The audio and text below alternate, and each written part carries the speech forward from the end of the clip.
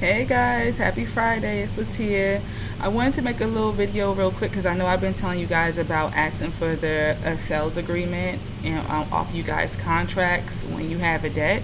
So I kind of want to let you know why a bill of sale isn't enough to prove debt ownership and why my CUSIP research service matters, guys. I just wanted to kind of get up here, show you guys a bill of sale, show you guys why it's inadequate, and you guys can take that information, research it for yourself, and leave comments, likes, follow, share, so that I can continue to give you this great information for you guys' knowledge. Okay, most people think that when a debt collector sends a bill of sale or a power of attorney that it proves they own the debt, but really it doesn't, guys. Now, it's not even close to proving it, right? These documents, they look real official, but legally they have all these huge holes in them, and understanding those holes is the key to protecting yourself and knowing what's really behind your financial contracts. And that's why I want to go over this bill of sale with you guys. And this is exactly why our CUSIP research service with No Limit Notary will help you guys see exactly who's a really true owner of this debt contract. It's not the people who's trying to bring you to court, and I'm going to show you guys why, okay? This right here is a bill of sale. Right off the bat, and this is real, guys. I had to redact some of the information at the top because this is an actual bill of sale. This is not a made-up Google document. This is real. So this is a bill of sale. The first thing I noticed on this bill of sale is I didn't redact this right here. This little blocked off purchase of price, right? Yeah, they don't want you guys to know that you're buying your debt so a penny on a dollar. This is LVNN. So yeah, they're bought it from Capital One. That's the seller, right? And Resurgent is their servicer, and Resurgent is working for LVNV. I believe that's it. And so right here off the bat, the first thing I noticed here was that it was redacted. That's the first thing I was like, oh, there goes the bull. There go the bull right there off bat. And I highlighted some things for you guys, right? So they're the seller. Capital One's the seller. Hereby hereby sells, assigns, conveys, set over, and transfers all right and title and interest in the accounts, right? So you're going thinking like, all right, the account identifies the account. But look what we got, guys. We got right here. Let me see if I can get like a little pointer or something here for you guys so I can show you what I'm talking about. I think all you want to do is let me highlight. Oh well, we'll do it a different color then.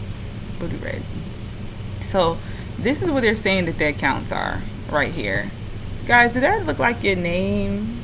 You know, does that look like your account number, your address, anything like that? This looks like a zip file to me. This is like a straight up zip file.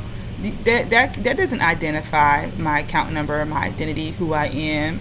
This is not the type of document that proves ownership. You know, a lot of them will say see attached schedule, but then they don't attach the actual schedule.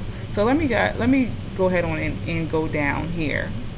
You don't see anywhere in here your name is listed, nowhere an account number, and this is the actual bill of sale. So let's go down to the transfer and assignment, right? So they transferred LVNV funding, transferred all rights and title and interest into the receivables and other assets. The assets, right? It says the assets identified in Exhibit A. So the assets is supposed to be your account. Remember I told y'all they using your guys' accounts as collateral, their assets without telling you, right? So on the stock market, right? Remember I told you guys that a couple of videos back. If you haven't seen my other videos, go ahead on and watch those videos. And again, follow, like, share, make a comment so I know I can keep this information coming, right? So let's go to Exhibit A, because then you're like, okay, bet, now they got me. Let's go to Exhibit A. This is Exhibit A. This is Exhibit A. They have a bad problem with doing account level evidence. And what's account level evidence? That's when they have your balance, your name, your exact account number, the real proof that those are your accounts, right? This is what they give you. Instead, they throw a portfolio number at you. They go ahead on and give you a transfer ID. They don't even give you your batch. This one's all off because they don't even give the batch number. And they let you know that your account is a receivable. It's in the receivable files. But again, how does that connect you to the actual debt? It doesn't. I'm telling you guys, it does not. This is, they, the power of attorney, they give you the power of attorney, and I'm going to do the power of attorney in another video coming up. If I get enough likes on this one, I get enough shares, I'll go ahead on and show you guys the power of attorney as well. And that's the, companies like Midland, Portfolio, PRA, LVNV, they say, oh, we have the power of attorney. This is it, guys. We have the power of attorney. This account, we own it. We own it. No, they don't. No, they don't. Because if you guys give me enough likes and shares, I'll show you exactly what the power of attorney looks like. It doesn't give anything. Okay. They also need to give you a chain of title, and the chain of title, it'll show you who originally bought the debt, who was the original creditor, who was the first buyer, from the first buyer, who was the second buyer, from the second buyer, who's the current collector. And as you can see, this company did not submit that at all. This is all they gave in a power of attorney. This is it. Okay, that's all they gave to this client here. Also, and they want to go ahead on, after not providing this stuff, they want to sue you. They want to report it on your credit report. They can't even validate the debt because they don't even have your information, your complete information. They're trying to collect on a balance that they cannot prove any type of ownership to. And I feel so sorry for people when they really don't know this type of information. This is why I'm putting it out there. I'm not trying to charge you guys for this. I think that everybody should know this. I think everybody should be able to look at these type of documents and point out what's going on. The fact that there's no identifiers of you on here.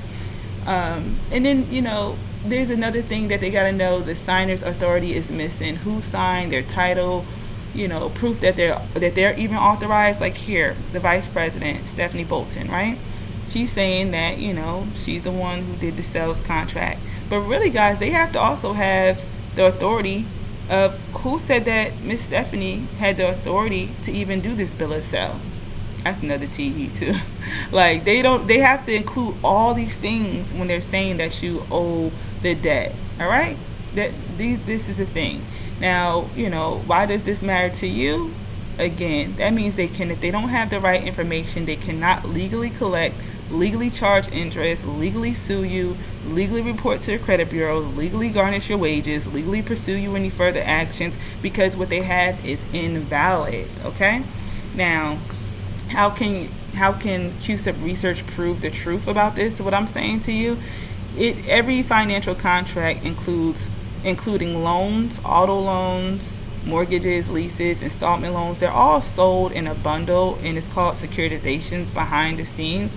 The CUSIP number, it'll actually show you the tracking of that information, all about who actually owns the actual instrument, who really owns it, who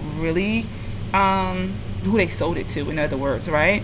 It'll show you whether the debt was securitized, whether the collector even have the rights that they claim, if they have the rights, because then I can show you who exactly is the owner of the debt. Show that it's not who's bringing you in court. It's not Midland. It's not these different agencies, right?